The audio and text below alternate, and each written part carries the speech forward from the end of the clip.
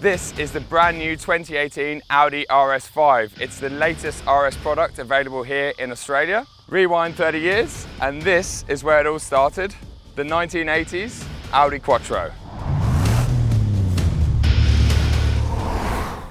Although this Audi Quattro is over 3 decades older than the brand new RS5, these cars do share some obvious DNA.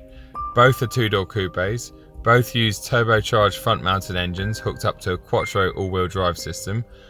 The new kid on the block might have Audi's latest TFT digital cockpit display, but can you believe the old weapon also has a digital dash?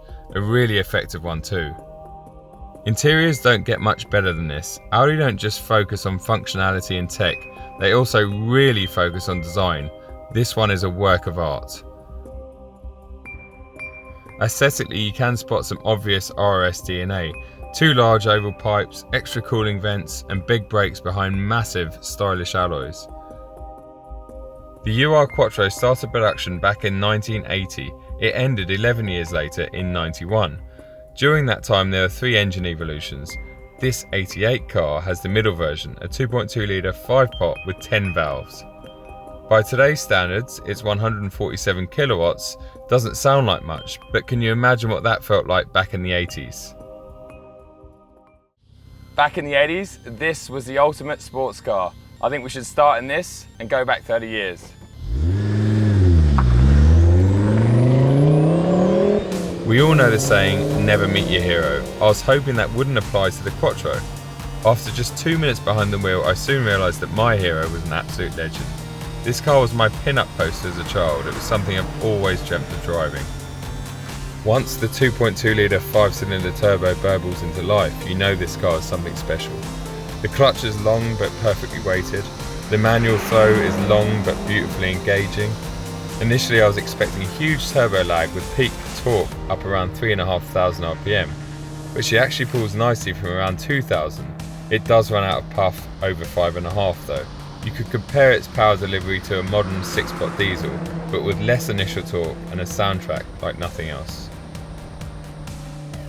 I have mixed feelings for classic cars. This mostly stems from the fact I can't fit in most of them.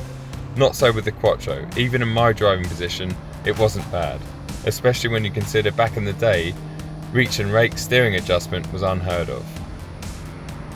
I've never experienced a more visceral or pure form of driving. I genuinely felt like I was an extension of the car. Even at a gentle pace, it felt alive, something all modern cars fall short on.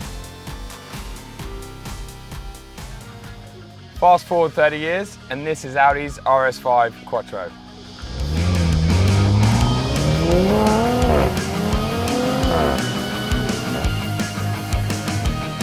The step up in performance is apparent immediately, with well over twice the power on tap and 3 more cogs to make use of it. Although it is 350 kilos heavier than the original Quattro, I wouldn't necessarily call the RS5 a sports car. To me it fits the Gran Turismo name better. 0 to 100 km an hour in 3.9 seconds is lightning quick, and its handling is stable and fairly accurate, but you're always aware it's a lot of inertia. I was devastated to hear that Audi had replaced the 4.2 litre V8 naturally aspirated engine with a brand new 2.9 litre V6 bi-turbo unit.